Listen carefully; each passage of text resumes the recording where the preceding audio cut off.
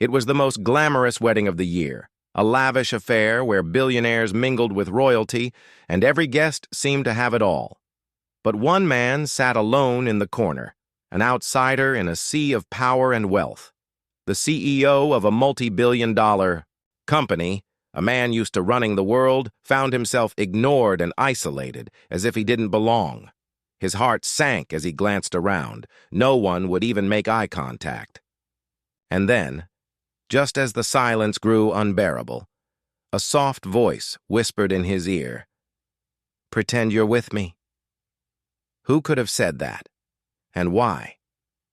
Watch until the end to find out. Wait a second. Tell us where you're watching from in the comments. And don't forget to subscribe for more powerful stories like this. Billionaire CEO Adam Clark was no stranger to the limelight. With decades of hard work, he had built his empire from the ground up.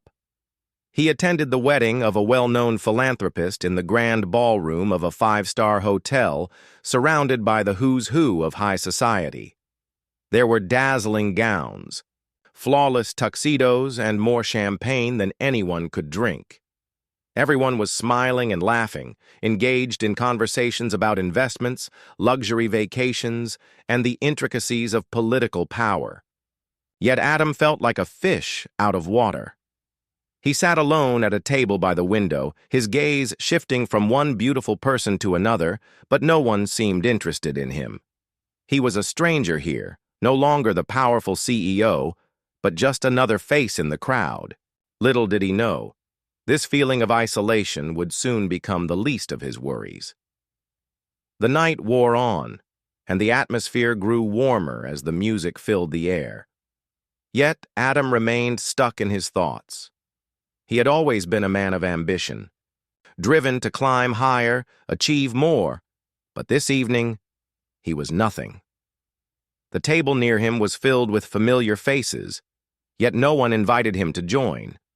People glanced over, their eyes briefly meeting his before quickly turning away as if embarrassed to acknowledge his presence. The silence in the air was suffocating. His status seemed irrelevant here. He could sense the judgment, the subtle exclusion. As he took another sip of his champagne, a figure approached his table. She was a waitress, moving swiftly between guests, her dark skin shining under the dim lights.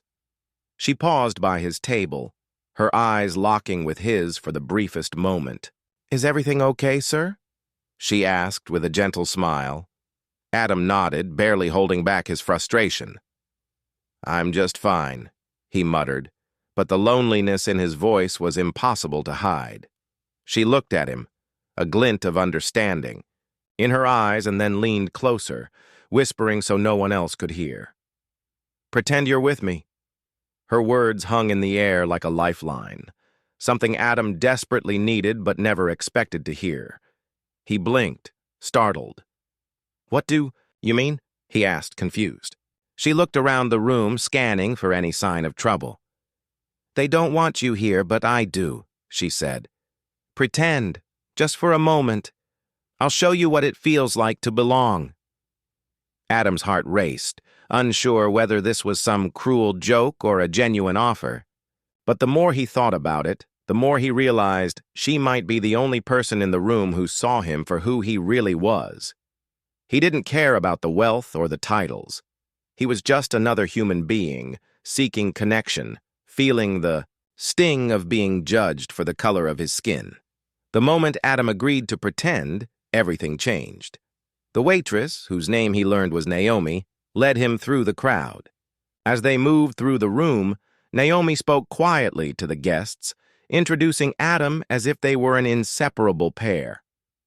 "This is Adam," she said, her voice carrying confidence. "He's been working hard, making a difference." And just like that, Adam was seen. People started to smile, nod, and extend their hands. They treated him as though he belonged, because Naomi had spoken his worth into existence. The sting of exclusion disappeared with every handshake and laugh, every moment of camaraderie. But then Naomi stopped. She turned to him, her face suddenly serious. "Do you see it?" she asked. Adam looked around at the faces that had once ignored him. "I see it," he replied, realizing the truth. "It wasn't about me. It was about them. Their pride, their arrogance, it blinded them." Naomi nodded.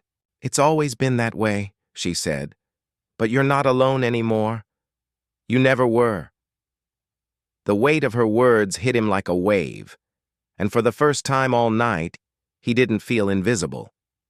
He realized that for all his wealth and power, there was still so much more to life: respect, equality, and recognition beyond the titles. The night ended with Adam leaving the event, no longer burdened by the weight of exclusion. He realized that in the world he inhabited, wealth wasn't the only thing that defined him. Human connection was. Naomi had given him more than a moment of comfort.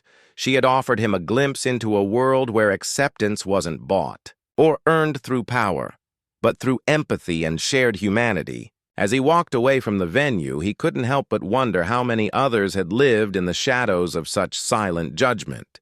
And what could the world look like if we all reached out to one another as Naomi had done for him? The question lingered in his mind long after the night had ended. How many of us go unnoticed simply because of the way we look? When would that change? We all have the power to change the narrative, starting with one small act of kindness. If you liked this story, make sure to subscribe to our channel and share this video with your friends. Don't forget to leave your thoughts in the comments. Take care.